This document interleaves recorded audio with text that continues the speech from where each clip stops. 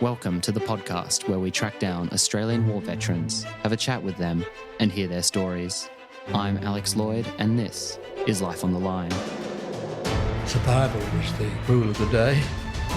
My jaw was broken. I could feel my molars in the centre of We my weren't out there mouth. to take country.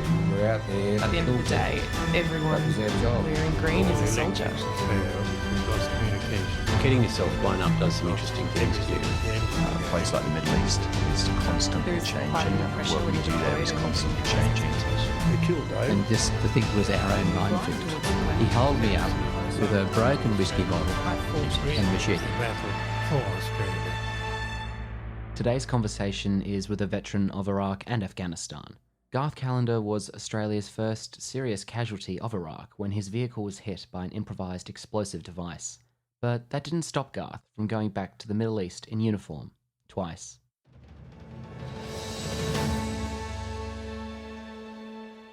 I'm Angus Hordern, and I'm joined today by Garth Callender. Thanks for coming on the podcast, Garth. My pleasure. Thanks, Angus.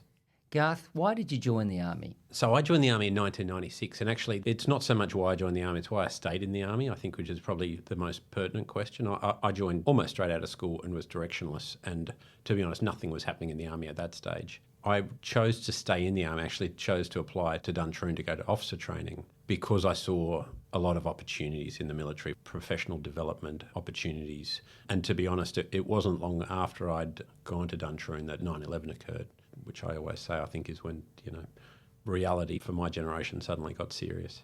After 8 years in the Army, you're gearing up for Iraq. What's your role at that point, and what is it like training for that deployment? So I was a second-year lieutenant, so I'd been out of Duntroon for a couple of years. I'd done all the training, to take a step back, so I'd been in charge of about 30 soldiers and 6 armoured vehicles. So that was my role as a cavalry troop leader, was to work in, traditionally it's medium-range reconnaissance, so out in vehicles forward of the main body, doing quite stealthy reconnaissance work. As stealthy as you can get in an armoured vehicle, it just means you can travel long distances, and you're somewhat more self-sustainable than somebody just with a pack and rifle. But yeah, so midway through, or in fact quite early in 2004, that we got the nudge that my troop would be going to Iraq, and then went on to Iraq-specific training. So we were based in Darwin at the time. I was in the 2nd Cavalry Regiment, and we did a lot of work around Darwin trying to replicate what we'd be doing in Iraq. Our role over there was protecting the diplomatic staff in Baghdad and allowing them to carry out the diplomatic function. So my team itself provided the diplomatic staff protected mobility around Baghdad. So after a long training period and your deployment to Iraq in 2004, your first task is this pickup mission in an ASLAV. But can you tell us what an ASLAV is, please? It's a 13-tonne, 8-wheeled armoured vehicle, so high hardened steel chassis. That's about a centimetre thick all round. Whilst it's 13 tonnes sounds quite heavy. It's a light armoured vehicle compared to a 70-tonne tank, and it's designed to be used off road, so it will work in 8-wheel drive and it'll take you pretty much across any terrain. There are 3 different variants. One's the Type 1, or the gun car they call it, which has a 2-man turret and a 25mm chain gun, so quite a serious fighting vehicle. The other is the personnel carrier, so capable of carrying 8 troops in the back. And then you also have a fitters and recovery, so your mechanics vehicles. How was that first operational drive through the streets of Baghdad? So I left the Baghdad International Airport right in the peak of summer, so blisteringly hot, and I just remember thinking this is going to be hard work, working in this temperature for the next few months. Unbeknownst to me, I didn't really have a good understanding of the environment in regards to even the infrastructure, and the sewer systems throughout the city, as well as electricity and water, were problematic to say the least. So you could stand around the city and hear the grid of power clunk off from one suburb and clunk on for another. Sewage was very similar, and that first trip in from the airport, we basically hit a pool of raw sewage in the middle of the road, which came and all over the top of the vehicle and got me in the face. The other guys driving knew all about it, and so they ducked down behind the armoured protection, but being the new guy, I didn't get it, and it left me a bit shaky for the rest of the day. Your operations meant that there were a lot of aggressive patrols through the streets, and you always wanted to be with your men right in the thick of it. Yeah, I think it's a natural for any commander. So my role was a lot more coordination from a command post perspective than I probably would have liked. So it was managing the movements of those diplomatic staff. So it meant that I was spending a lot of time sitting behind a desk managing schedules and talking to my guys and coordinating their movements to make sure it all fit together, as opposed to actually being in a turret of a vehicle driving around. But what I did do was try to get out at least once a day, give one of my crew commanders a break and take his vehicle for one of the jobs of the day, for numerous reasons. One, to check on the guys, see how they're going, see how they're performing on the road. But I guess also because I was a young bloke really keen to be out there doing the job on the roads rather than sitting behind a desk. So I imagine these patrols didn't sit well with the locals, especially if their car got nudged along the way. No, that's right. It didn't. And in 2004, we were living amongst the population, so we were what they'd call the red zone. So we were in a building which we provided our own security. We had, some berms and some walls around the place to provide us some security, some physical security. But basically, we had machine gun posts manned around the place to provide our own intimate security and security for the embassy, which was adjacent to us. But it meant that, across the road was a family living in a suburban house, basically. So you can imagine if you had armoured vehicles driving up and down your street every day, it would take its toll on your patients. And particularly because every now and then our antennas would rip down power lines and phone lines and things like that. We really had to manage the local population. Well, in a lot of ways, they provided us some security as well. They would tell us what was happening in the suburbs. They would tell us if anything unusual was happening. Another part of your question, yes, we're out on the road all day, every day. We did move quite aggressively on the road and we did nudge vehicles out of the way quite often. We really just made sure that we never got stuck in traffic. We never wanted to sit in a traffic jam because you're extremely vulnerable if you're wedged in traffic. So, we would do quite interesting things out on the road. We would drive on the wrong side of the road. We'd drive on footpaths. We would drive fast. So the great thing about the ASLAV as well is it will do 110 kilometres an hour. So it will sit on highway speeds. When I first got there, I wasn't particularly comfortable with the way the guys were acting. They probably took it too far and they were being overly aggressive on the road, and I felt they were probably driving so that they were more of a risk to themselves through traffic accident than they were acting like that as any deterrent from a threat group. In 2004, there was a particular date, 25 October. Mm-hmm. Tell us what happened. So it was a very much routine day, nothing out of the ordinary.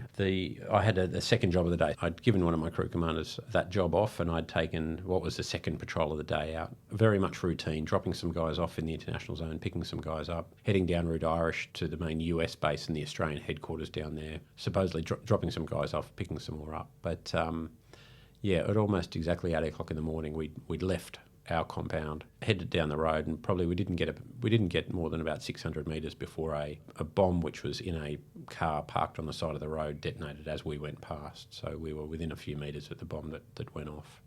What happened then? So there were two vehicles. My vehicle was the closest to the blast, and then there was a vehicle in front of us. Me and my crew were knocked out for a few seconds, and we were probably doing about 60 kilometres an hour. So we speared off the road onto the median strip and hit a tree. The forward vehicle lost all their communications, or tripped all their circuit breakers, and so they couldn't communicate. And to be honest, it had kicked up a massive cloud of dust, so they couldn't really see what was going on. The procedure for that was that they should move to the nearest secure checkpoint, fix their vehicle, then return to us, which is exactly what happened. When they got back to us, an angry crowd had gathered. So in the bomb blast, at least 3 people were killed, 2 of which were the 2 children, which would sort of wave at us every day as we went past. So crowds in those circumstances are extremely volatile. It was explained to me that they don't blame you for the bomb going off per se, but they look at you and say, well, if you weren't here, that bomb wouldn't have gone off. And these are family members, relatives, neighbours of these people who had just been killed, or like some of the others, they're horrifically wounded in this bomb blast. So my vehicle was there on its own. I was completely incapacitated, but luckily my driver and my gunner, so the guy next to me in the turret, and the guy who drives the vehicle, had enough nous and were physically able to get out of the vehicle, pull their weapons, and just keep people off climbing on the car, basically. I'd come to in the bottom of the turret. I just dropped when the bomb went off, but knocked out cold. Came to down the bottom of the turret, couldn't see and I couldn't breathe, and I didn't really know what had happened. I assumed that I'd been shot in the head, which sounds like a funny thing to assume, but we'd had fairly new vehicles, a new variant of the vehicle. They'd just changed them slightly, so the hatch that used to sit up directly behind your head, you could actually fold flat. And one of my sergeants said, no, don't fold it flat because it gives you protection behind you. So if somebody shoots at you, it's that extra ballistic protection. But I'd said, no, I'm the lieutenant, I'm the troop leader. I need to see everything that's going on. So I folded mine flat. So when I came to in the bottom of the turret, my first assumption was that sergeant had been right and somebody had shot me in the back of the head as we drove past. The first thing I did was sort of reach and feel around my head, and to somewhat relief, didn't find a hole in my head, which I thought I may have found. I prized my eyes open and realised that I still could see. For whatever reason, my eyes, I couldn't keep them open. Obviously, I was quite bloodied and burnt as well. After trying a few times, I let out a bit of a whimper and started breathing properly after that. And I guess once I'd done those three things, I started thinking somewhat sensibly and pulled myself up onto the ammunition bin in the middle of the turret and tried to get a grip of what was happening in the situation. Luckily, my gunner and my driver, like I said, were out providing that security. And I started, shouting at my gunner to get the radios going, get our QRF coming in. Luckily, he had a much better perspective of the situation and dutifully ignored me and just got on with providing that intimate security that we needed at the time. And within a couple of minutes, that forward vehicle had fixed their circuit breakers, got their radios going and returned back to the site, provided a cordon. A US patrol, which was nearby, also came and added additional troops to the cordon. And my quick reaction force, which again was only at our compound 600 metres down the road, arrived, and I was picked up and taken to the Coalition Support Hospital, which was a couple of kilometres across the Tigris in the international zone. So what was the recovery process like then? I was rolled into theatre almost straight away. The most dangerous thing I had was a bit of fragmentation nick in the side of my neck, a reasonable wound, but it nicked the artery. And I initially had sort of quite a large hematoma in my neck, and I worried that was going to cut off blood supply to my brain. So I was rolled into theatre almost straight away, and they operated on that. That was the most dangerous. Initially, I had second-degree burns to my face and neck. But in the longer term, the more dangerous wounds I had were basically in my forehead, so along the line of my eyebrow, I had a hole just above my right eye. So the bridge of my nose and my right eye, the hole in the bridge of my nose, the fragmentation had also damaged the bone between my sinus and my brain. So they were quite worried about infection getting into my brain. So the process was that I went to a hospital in Baghdad, had initial surgery for my neck and to get some of the big bits out of my face. Was there for about 2 days, then bundled into a helicopter and flown in the middle of the night up about an hour north, or a 15-minute helicopter ride, about an hour on the road to the main logistics base in Iraq at the time. So everything that came into the country came in through Balad, but it had a large medical unit up there as well. So I was taken up there by helicopter, assessed as right to continue the flight to Germany. So I was flown to Germany, where I went to Landstuhl Hospital there. I had another lot of surgery there, mainly to get a lot of the other chunks out of my sinuses and out of my face and neck. I was peppered with bits of fragmentation and bits of asphalt and the like. And then flown back to Sydney, to Liverpool Hospital and the medical unit out at Holsworthy Base. And I had a final surgery there to basically close the holes. Yeah, that was, and spent another week in it at Holsworthy. So it was about a 3-week process all up before I was released on convalescence leave. Luckily, my sister was living in Manly, so I had a good place to convalesce. How much time did you take off then? So it ended up being a couple of months, but to be honest, my normal army posting cycle kicked in, and you get posted to a unit for about every 2 years. So I was actually getting posted from Darwin to Brisbane. So I went back up to the unit a few weeks after that just to pack up a few things and pack up our house, and we went to Brisbane from there. So I was still pretty stiff and sorry, and I looked like I'd been at the bottom of a scrum of a rugby match. But I guess I was very lucky in a lot of respects because, from below my neck, I was pretty good because it was only my neck and shoulders which were exposed up above armour and took the brunt of the blast. So that's 2004, and the following year you then decide to give your then fiancée Crystal some shocking news that you're actually going to go back for some more in Iraq. Yeah. What motivated you to go back? A lot of, and she still queries me on this too, don't worry. I guess in some ways, to put it in perspective of any soldier, they all feel that going on operations is doing the job for real. Otherwise, it's just training. Nobody wants to train for something and never get to do it for real. So there was that aspect, which I definitely felt that I hadn't properly done the job because I left Iraq the first time really only having been there for 2 months. So I was keen to go back and keep doing that job.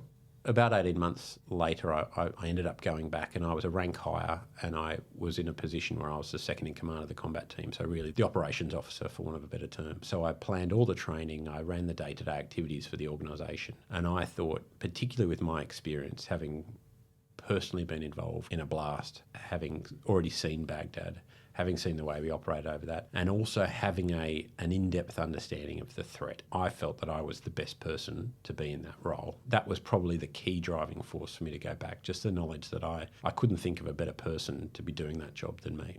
And when you get there, how do you find Iraq? I found it quite different than 2004. 2004 was a city trying to get on with life, whereas 2006 it was a city under siege. The mentality of the population had shifted dramatically. About 1 million people had left the city in that time, and rather than the city functioning like a normal capital city, it stopped functioning like that. People stopped any kind of enjoyment in life, and people were just trying to survive.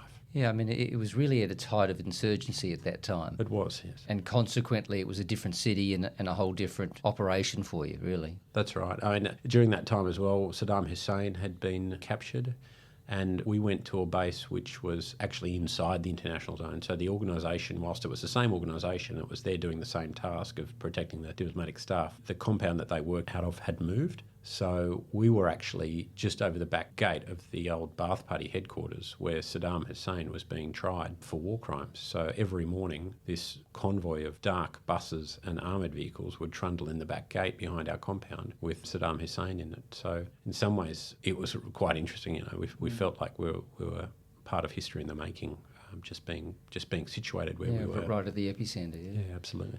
22nd of April 2006, tragedy again strikes with the shocking death of Private Jacob Kovko.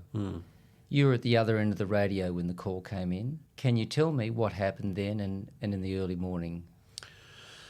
Yeah, I haven't thought about this for a while, but so I got a call, which is, I guess, as a military officer, one of the calls that you are always dreading getting on the radio. So I got a call, I can't remember specifically word for word, but it was priority 1, friendly casualty, gunshot wound to the head, basically from the embassy. So a platoon of our infantry guys, where Jake was, were based at the embassy, and they called into my headquarters, which was down the road a couple of kilometres. So, and prior 1 casualty means life-threatening injury, needs medical treatment within an hour. Gunshot wound to the head, somewhat self-explanatory. But that obviously doesn't set a very good picture in anyone's mind for the condition of that person, and it proved to be completely right.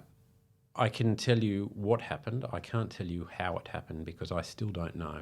So Private Kovko was one of the infantry soldiers who at the time was providing security to the Australian Embassy in the international zone. In his accommodation with 2 other soldiers there, he somehow shot himself in the head with his pistol. All I can believe is that it was somehow a mistake. I in no way believe it was the act of a suicidal man. Whilst I say I don't know exactly how it happened, I don't know.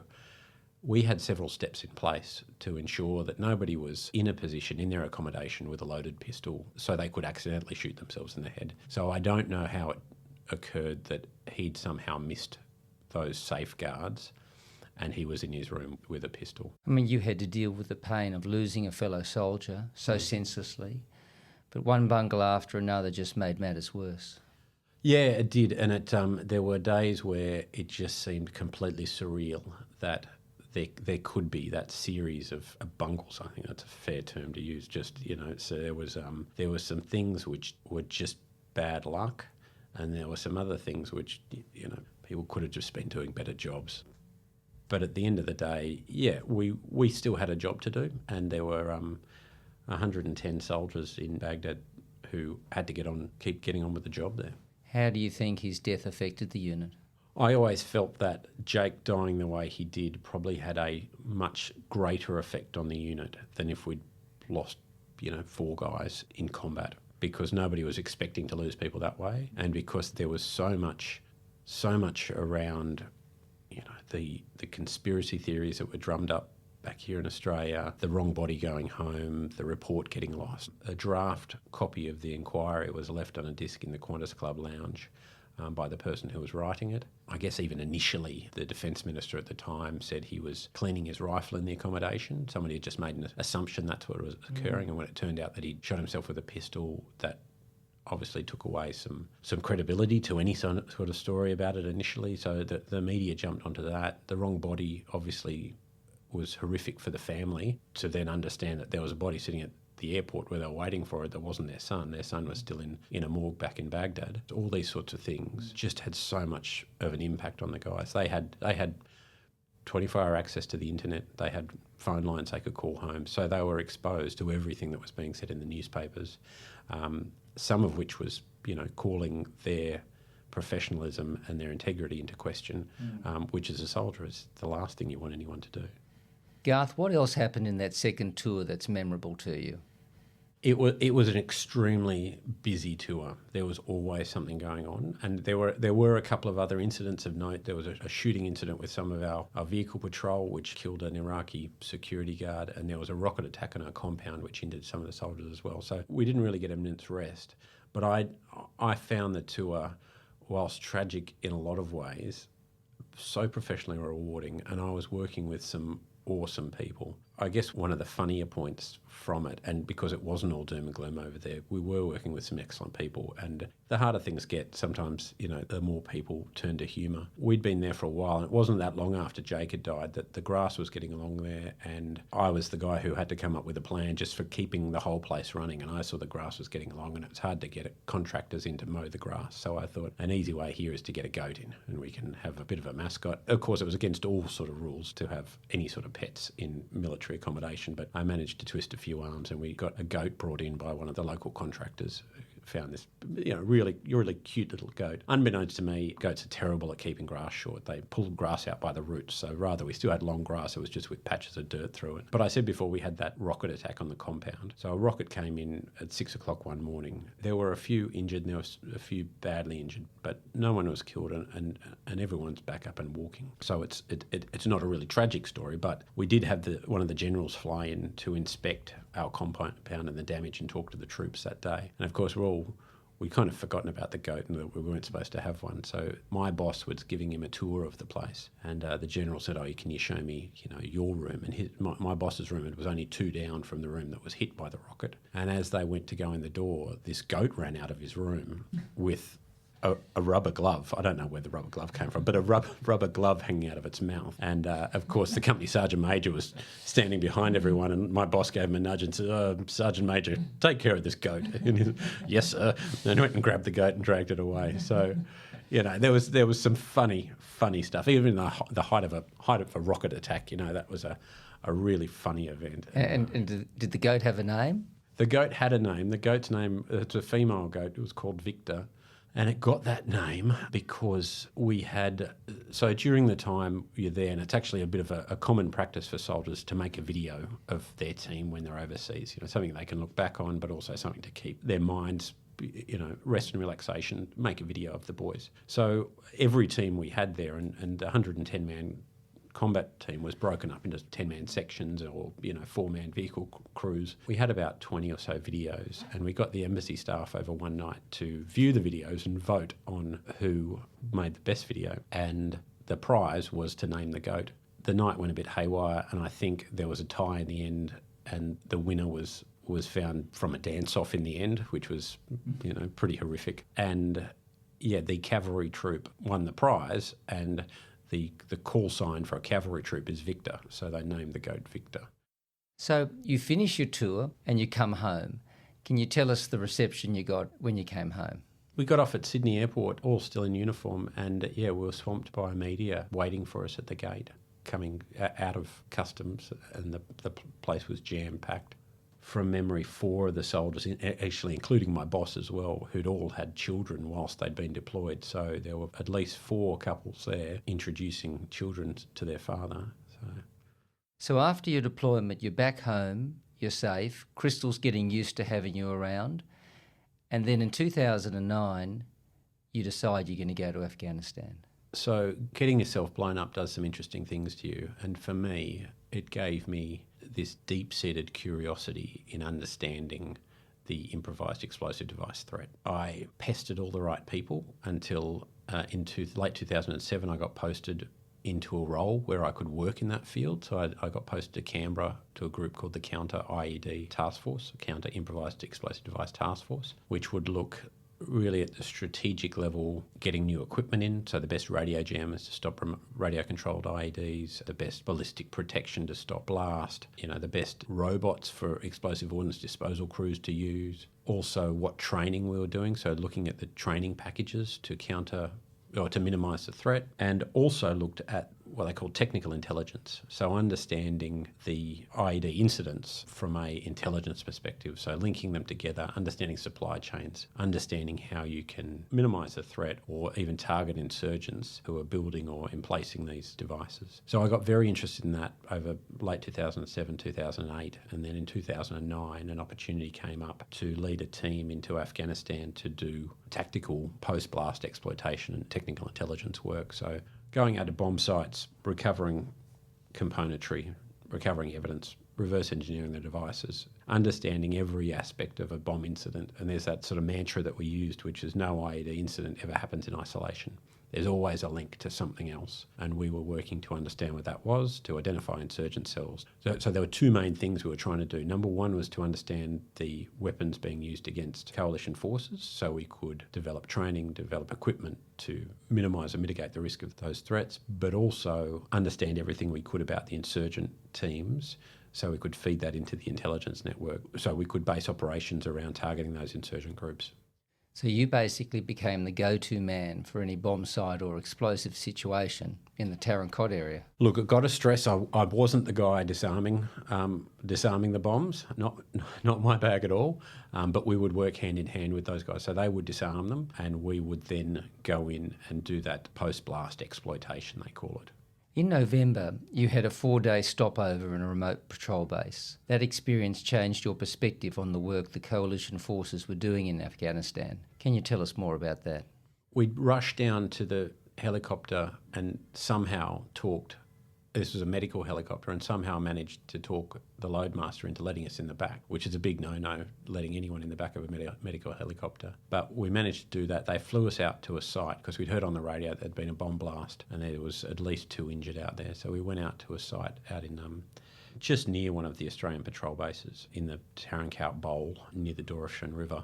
And one Australian had been wounded, and from memory it was 2 Afghan soldiers had been wounded as well. So we basically got piffed out of the helicopter as these casualties were loaded in, and the helicopters took off, and we were there in the middle of a paddock, and we went down and talked to the Australians there who said, yes, bomb went off, here it is. We did that, the post-blast work on the site there, determined what the device was, understood the trends of what the coalition, the Afghan soldiers have been doing, why they were targeted, all those sorts of things. So did all that sort of work and then walked back to the patrol base with them. So it was a couple of kilometres. Wrote the reports, but I think because we'd talked our way onto that helicopter, we'd probably annoyed some of the people at the headquarters when they found out what we'd done. So I think for some sort of retribution, they just didn't pick us up for 4 days and left us out there. Completely fair. But it meant that we got to live with the guys out at patrol base. So there was a group of 10 Australian soldiers, about 30 Afghan soldiers out in this isolated patrol base, and they were out there for months on end. The Australians' role was to mentor the Afghan soldiers. And of course I knew all this, but I just hadn't experienced it for any length of time or seen what these guys do. And for example, that incident occurred, and then the very next day, the young Australian lieutenant and a warrant officer, the hierarchy of the Australian group there, had to go and speak to the Afghan soldiers and coax them into going out on patrol the next day, even when they'd been hit by a bomb the day before. And I guess I'd always felt from my time in Iraq, and until that time from my time in Afghanistan, that these stories that you hear about World War II and Vietnam era guys, I never felt that the work we were doing compared to any of that. But then I saw what these guys were doing out at that patrol base and thought, no, this is as hairy work as any Australians have done before. Yes, of course, maybe it doesn't compare to the trenches on the Western Front, but it was guys who were dealing with life and death issues all day, every day, having to get over their own fears and work with Afghan soldiers, getting them out of the gate of the compound when they didn't want to for so many different reasons, to go and show the Taliban, show the enemy that they weren't deterred by, a bomb blast, by a bomb attack. So you leave the war and you return home safely. And 4 days after you're back, your youngest daughter Zoe's born. You get 2 days off, 2 weeks off in the middle of your deployment. So we'd met in France, and I already knew she was pregnant then, but she brought a letter from the doctor. And none of us knew the sex of the baby, but the doctor had written it on a piece of paper and put it in an envelope for her. So she came over and we met in Paris, and with our 18-month-old at that stage as well. And we found out that we were having another girl. So that was a lovely treat. And yes, got back, and 4 days later I was doing what they call decompression training. So just turning up to work, doing what paperwork you need to do, answering some emails that had been left for 9 months, that sort of stuff. And I got a call. She's saying, I think you better come home. I'm having contractions. And Zoe was born. So people say, that was good planning. And I say, yep, that was good planning. And why did you go through that decompression training? It's really unhealthy to come back from a war zone. You know, if you think those guys sitting at patrol bases for months on end under constant threat of rocket attack, going out patrolling every day, constant threat of bomb attacks, it's unhealthy to get on a plane, fly back to Australia and go on leave for a couple of months, because most of these guys had a couple of months leave in their book by the time they got back. So decompression training is just going to work, getting back into some normalcy in your routine, maybe going out and having a few beers. There's, the talk that it's better to have a few beers with the guys you've been working with for the last 9 months rather than go home and have a few beers with your wife. It's much better to get things off your chest with the blokes who have been there rather than a wife or a spouse who may not understand some of the things that you've been through. So when did you leave the army and why? So I left. Technically, I left in August 2013. It's a regular military, but I really hadn't put on uniform since January that year. So I just had a lot of leave, long service leave up my sleeve. My last year had been as a squadron commander, so I was in charge of about 120 guys and nearly 40 armoured vehicles up at my old regiment, the 2nd Cavalry Regiment, which was a nice way to end. There was a bit of pressure for me to go back to Afghanistan, and it's always volunteer, so that no one was ever going to force me, but I made me really assess things and go, well, I really don't want to go back to Afghanistan. I've got 2 young children. Eva, who was 5 at that stage, my eldest, I had missed years of her life. She was only 5 years old, and I didn't want to keep missing really important milestones in their life. So yeah, it became a really easy decision to make. My wife and I discussed it, and she said, yep, I think it's time that you get out of the army. And she'd never said that before, so... You knew it was time. Absolutely, yeah. So Garth, we're back at home, and in 2016, the New South Wales Veterans Employment Program was launched by the state government, with you spearheading the project.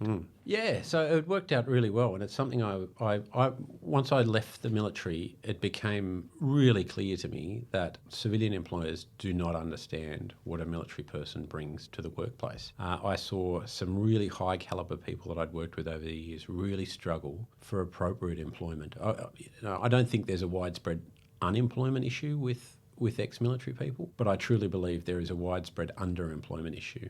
I got into this work because of that. It just was the right thing for me to be doing. I'd been really lucky. I'd gone into a job initially doing risk consultancy work, which is an easy fit for ex-military people. And to be honest, the office was full of ex-military people. And then the next role I went into was specifically to do with the work that I'd done in the counter-ID role, but it was technology development space. So I'd been really lucky, but that was because I'd happened to specialise. A lot of my peers, my juniors and superiors who hadn't necessarily specialised, a lot of them really struggled with work. And I'm the first to admit I'm a mediocre officer. There were some really high caliber people out there who were just being overlooked for roles, and so were taking jobs which were well below their capacity. I saw it as just such a lose-lose situation. The individuals were losing out, but also industry and government were missing out on these people who, quite honestly, taxpayers had already invested significantly in their training, and I just saw it was a ridiculous waste. You've also written a book about your time in the military called